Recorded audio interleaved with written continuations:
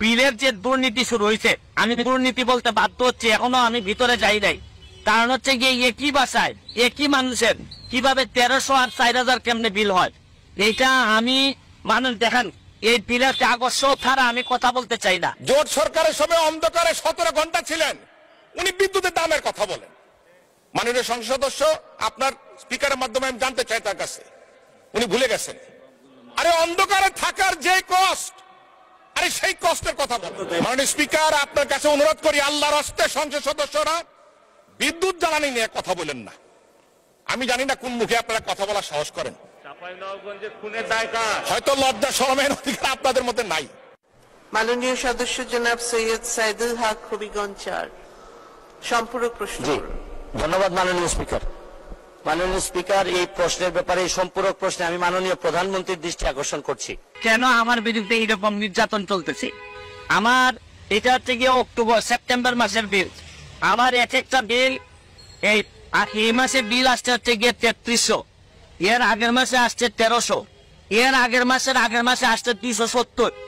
এর মানে হচ্ছে গিয়ে নিশ্চয়ই কোন একটা ঝামেলা হয়েছে, নাইলে আমার ছেলেও নাই, মেয়েও নাই, বউ বাচ্চা কেউই নাই, আমি একা থাকি আমার পিএসএ নিয়ে বাসায়। আমার বাসায় কেন হঠাৎ করে 1500 আর হঠাৎ করে 3000 বিল আসবে?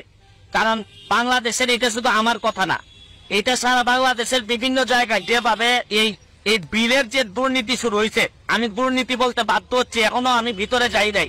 কারণ হচ্ছে গিয়ে একই বাসায় একই মানুষের কিভাবে 1300 আর 4000 কেমনে বিল হয়, এইটা আমি মানুষ দেখেন এই বিলের কাগজ ছাড়া আমি কথা বলতে চাই না। কাগজ আমার কাছে 5 মাসের কাগজ জমা হয়েছে, এই জন্য আপনাদের সামনে দুইটা কথা বলতে চাই। আবার কত বড় দেখেন, শেখ হাসিনার উদ্যোগ, ঘরে ঘরে বিদ্যুৎ, শেখ হাসিনার নাম ব্যবহার করে এরা এই বাটপারি শুরু করছে। এই করোনাকালীন সময়ে আমি বাসায় ছিলাম না, আমি আমার গ্রামের বাড়ি ছিলাম। এই গ্রামের বাড়িতে থাকাকালীন সময়ে দেখছি আমার বিল 3500 টাকা বিল আসছে। এর মানে ভৌতিক বিল। এরা এখন প্রাতিষ্ঠানিক দুর্নীতি শুরু করছে। আরে ব্যক্তির বিরুদ্ধে তো কথা বলা যায়, এই এত বড় প্রতিষ্ঠানের বিরুদ্ধে কথা বলবেন আপনি কিভাবে? কার বিরুদ্ধে কথা বলবেন?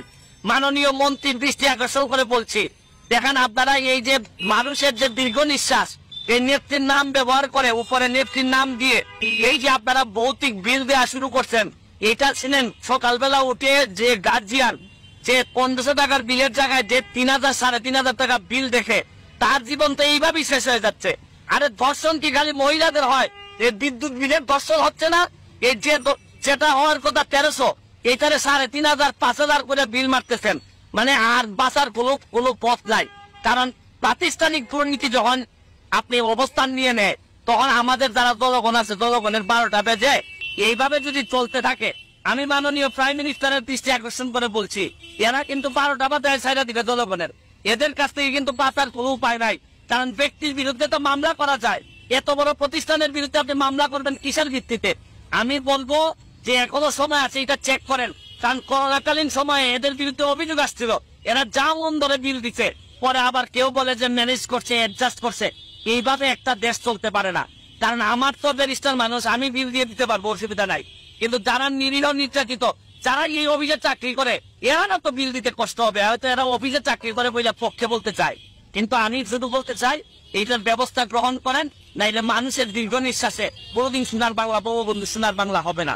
ভালো থাকবেন, সুস্থ থাকবেন। ধন্যবাদ মাননীয় স্পিকার, ধন্যবাদ মাননীয় স্পিকার। মাননীয় স্পিকার, আমার মনে হয় আমি উত্তরটা দেই। উনি অনেক উত্তেজিত হয়ে গেছেন সংসদ সদস্য, অনেকে অনেক সত্য কথা সহজে নিতে পারেন। আমি মাননীয় স্পিকার, আমি চাই এই সংসদে একটা সময় দেন, জ্বালানি নিয়ে কথা বলবো। অন্ধকারে 17 ঘন্টা ছিলেন, সকলে মনে আছে। জোট সরকারের সময় অন্ধকারে 17 ঘন্টা ছিলেন, উনি বিদ্যুতের দামের কথা বলেন। আরে অন্ধকারে থাকার যে কষ্ট, আরে সেই কষ্টের কথা বলেন। আপনাদের সময় বিদ্যুৎ অপচয় কষ্ট কত ছিলেন জানেন? মাননীয় সংসদ সদস্য, আপনার স্পিকারের মাধ্যমে আমি জানতে চাই তার কাছে, উনি ভুলে গেছেন। 44%, 44% অপচয় ছিল। অপচয়টা কি মধ্যে পড়ে? দুর্নীতির মধ্যে পড়ে। 3 বার দুর্নীতিতে চ্যাম্পিয়ন কি খামাখা হয়েছেন তারা? 5 বার। বাংলাদেশ এখন ক্রিকেটের চ্যাম্পিয়ন হয়, বাংলাদেশ উদাহরণ হয় সারা বিশ্বের কাছে, সাফ চ্যাম্পিয়ন হয়, আর ওনারা করেছেন দুর্নীতিতে চ্যাম্পিয়ন। ঘন্টার পর ঘন্টা শেষ হয়ে যাবে মাননীয় স্পিকার যদি বক্তব্য দিতে হয় তাদের ব্যাপারে। কোনো প্রয়োজন নাই, চাল ডাল গম কি দাম ছিল, আরে ভাই আপনারা তো হাত ধুয়ে দিতে পারেন না, গুলি করে মানুষ মেরেছে, আবার দামের কথা জিজ্ঞাসা করেন। আপনারা বিদ্যুৎই দিতে পারেন না 17-18 ঘন্টা, কানসাটে আপনারা গুলি করে মানুষ হত্যা করেছেন। আমার এখনো খেয়াল আছে সাবেক প্রধানমন্ত্রী খালেদা জিয়া গিয়েছিলেন টঙ্গীতে বিদ্যুৎ পাওয়ার প্ল্যান্ট ওপেন করার জন্য, ঢাকায় আসতে পৌঁছতে পারে নাই, তার মধ্যে বিদ্যুৎ প্ল্যান্ট বন্ধ হয়ে গেছে। মাননীয় স্পিকার আপনার কাছে অনুরোধ করি, আল্লাহর হস্তে সংসদ সদস্যরা বিদ্যুৎ জ্বালানি নিয়ে কথা বলেন না। আমি জানি না কোন মুখে আপনারা কথা বলার সাহস করেন, হয়তো লজ্জা শরমের অধিকার আপনাদের মধ্যে নাই।